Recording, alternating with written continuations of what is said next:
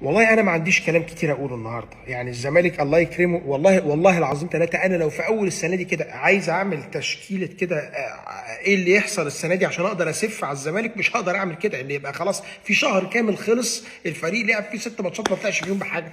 بس قدروا يعملوها الابطال، قدروا يعملوها الابطال. مع ان الراجل واجب معاهم النهارده. يعني الراجل اداهم البرن المعهود، وقف الفار، عمل كل حاجه، ومع ذلك مش قادر يا مولانا، مش شغاله يا مولانا، مش جايه معاه سكه. بس عايزين نتابع بس نمط مهم قوي، مهم قوي. احنا ماتش الاهلي عبد الغني خد كوبري، اللي هو مفيش ولا نفع العباسيه. جه بعديه النهارده الاخ رؤى اخد كوبري تاني. يبقى احنا كده لازم كزملكاوي الجهاز الفني الجديد بتاع الزمالك يبقى عارف ان اول ما لعيب ياخد كوبري نيم العيال الباقي على الارض، كله ينام على الارض، كله يقف على خط الجول. دي اللحظه اللي هتلبس فيها جول.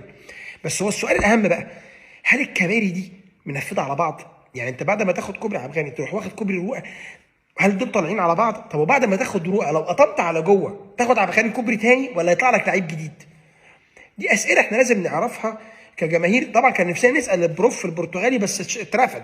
هناخد دلوقتي البروف اسامه نبيه حلقتين كمان كده. يعني هو الراجل ده اخره معانا ممكن فبراير شوال بالكتير وهيكون بالسلام. فدي اسئله مهمه. طب احنا بقى كاهلي مبسوطين بالفوزنا النهارده لا، احنا كاهلي دلوقتي احنا مركزين في حاجه ثانيه خالص. احنا مركزين دلوقتي في كاس العالم للانديه اللي احنا رايحين له المره الثامنه ولا التاسعه، والله ما عارف، ما بطلت اعد يا جيمي. الزمالك لسه ما راحش ولا مره لانه تعرض للظلم. لان في مره سنه 61 هم كانوا المفروض هيوصلوا لها والبطوله اتلغت، لان البطوله اصلها مش بتاعت الكلام ده، مش بتاعت عبد الغني كوبري ورؤى كوبري والبروف البرتغالي. البطوله بتاعت ناس فوق كده حبتين.